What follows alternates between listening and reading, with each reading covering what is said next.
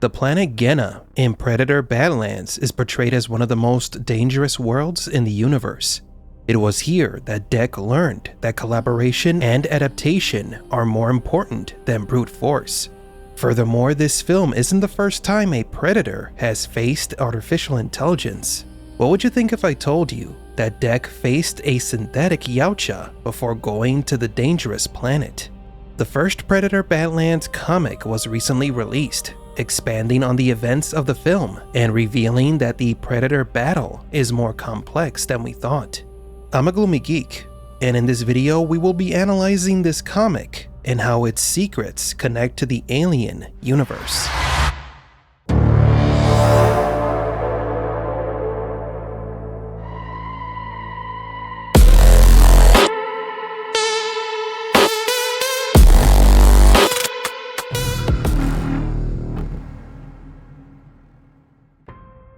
This story begins in deep space, before Predator Badlands, when Dek is trying again to prove to his father, his brother, and his clan that he deserves his position as a hunter. For the Yautja, strength and prowess are all that mattered. When Dek was born, he was scorned by everyone for being small and weak. Dek was destined never to achieve glory in battle. It was for this reason that he was sent on this mission, one of several failed attempts to prove himself. The comic begins with two alien entities in a ship. They appear to be a mother and her child as they configure a computer. What are these aliens? In this panel, the computer is translating the Shorik language. The Shorik are a race of space explorers who have extremely advanced technology. They have explored the galaxy for thousands of years. This Shorik party would ultimately crash on Pelkanin's moon. According to the story, while the Shorik were exploring space, they collided with the remnants of an asteroid, which forced the woman and her child to ask the ship's artificial intelligence to protect and care for them while they were in cryogenic stasis. The child told the AI that it had a sacred and an unbreakable oath to protect them, and so it was. The AI protected them for thousands of years. The computer swore to protect them from any danger until they were rescued. However, it wasn't the Shorik who found them. The Yautja picked up the distress signal. As it's well known, part of the Yautja's pilgrimage involves seeking resources, technologies, and species they can utilize to improve their civilization. Therefore, they send a group of hunters to recover the ship for its technology, which they could adapt to their own. It's common practice. It wasn't difficult for Dek and his brother Quay to find the ship. Dek saw the mission as child's play, a waste of time. Dek was tired of going on these kinds of missions instead of hunting worthy warriors. He couldn't prove his bravery by doing salvage missions. But Quay asked him to follow his father's orders, limiting himself to recovering the Shorik technology. But Dek tells his brother that he is ready to take the blooded ritual. The blooded ritual is an initiation that all Yautja who wish to become warriors and obtain their cloak of invisibility must undergo. The Yautja must hunt a worthy prey and bring its skull back to the clan as evidence, along with any resources or technology used by the prey to be analyzed and assimilated by the Yautja. It is a sacred act for the Yautja, as it enables them to improve their civilization while discarding the weak. Quay tells Dek not to despair. In time, he will earn his cloak of invisibility and the respect of their clan and their father. But first, he must obey his father's orders. So Dek decides to seek out the ship's technology to fulfill his mission. The problem is that Dek didn't know he was walking into a trap, and that maybe his father thought this would be the easiest way to get rid of him. On the ship was a dangerous weapon. The ship's computer was capable of adapting and materializing warriors stronger than the Yautja, ready to defend the Shorik. No Yautja had ever faced a security system like those on this ship. The Shorik ship's main computer detected Dek approaching and recognizing him as a Yautja and as a threat to those still asleep on the ship. It activated its defense system in a matter of seconds.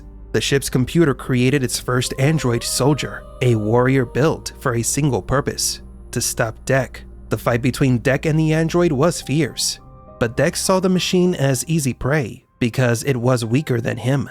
He launched his energy arc and destroyed it effortlessly. Then the main computer used the planet's flora and fauna against Dek, but there was no creature on this planet that could defeat a Yautja. Finally, Dek entered the ship and saw the alien species still asleep inside. He wondered why his father sent him to this place, since the aliens on board were weak and not worthy to fight a Yautja. While Dek questioned his mission, something else attacked him.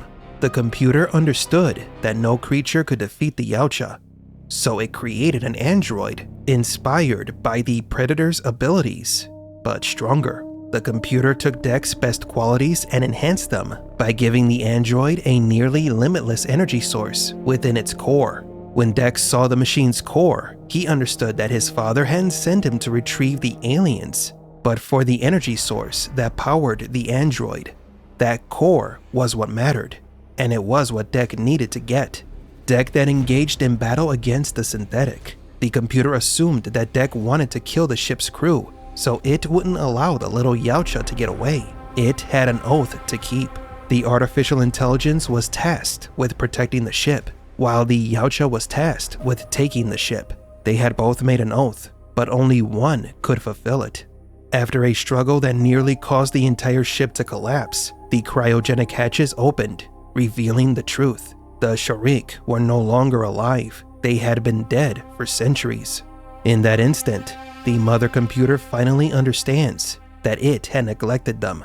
It had failed in its purpose. Its oath was broken. It had fiercely protected the remnants of a family that were long gone. There is a sad image where the Yautja robot holds the body of the Sharik child and acknowledges that it has broken its promise. Dek seizes the opportunity during this moment of emotional breakdown to attack the machine from behind and rip out its energy core. When Dek finally takes this power source, the core unleashes a chain reaction that causes the entire ship to explode. Dek is thrown up into the air. He loses the core in the blast, and amidst the chaos, is rescued by his brother. And so, just as the mother computer failed to protect its crew, Dek failed in his mission to recover the only valuable thing left inside that ship. Afterward, Dek's father, enraged, tells him that he has failed in his mission and that he is a disgrace to his clan. Dek then swears to perform the blooded ritual to atone for what happened. He will seek honor for his clan and fulfill his oath. However, like the Sharik mother computer, the Yautja were protecting an outdated or dead code of honor. The Yautja code is a decrepit body protected by tradition. It's no different than the dead bodies of the Sharik that the computer spent time caring for and protecting in vain. Dek would soon discover that there is something more important than fulfilling an oath just to maintain tradition. Adapt or die. The comic does well to expand this universe. The most impactful thing is that it shows that Dek's true battle has always been against synthetics. His father, obsessed with fulfilling tradition, is blind to the real threats that are approaching. Dek is the first Yautja to face a synthetic more powerful than the Yautja. He didn't defeat the robot through brute force. He defeated it by showing it that its objective was impossible, by showing it the corpses of the crew. It was misdirection. Similarly, in Predator Badlands, Thea shows Dek a different alternative to a rigid oath: cooperation.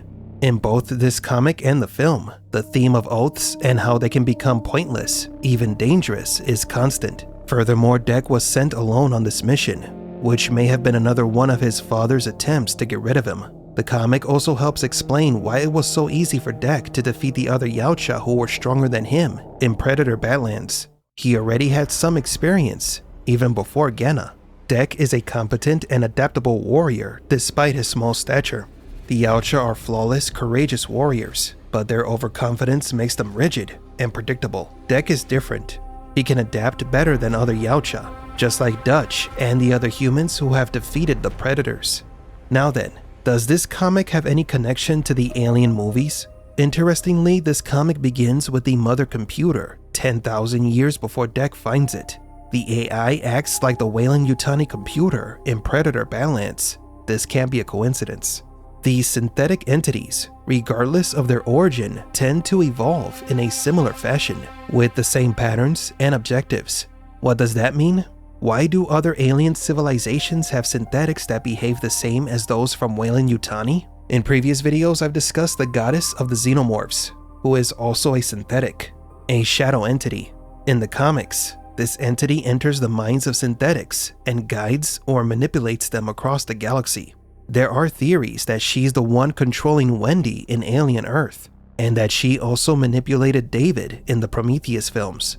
The goddess of the xenomorphs could be an artificial consciousness, an advanced AI that has spent thousands of years creating and awakening synthetics throughout the universe with the ultimate goal of conquering worlds and eliminating all biological life.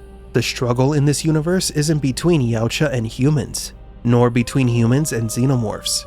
It's a struggle against an artificial force that wants to erase all life in the galaxy. So what do you think?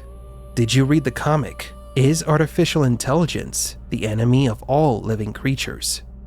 I'm a Gloomy Geek, and don't forget to like and subscribe.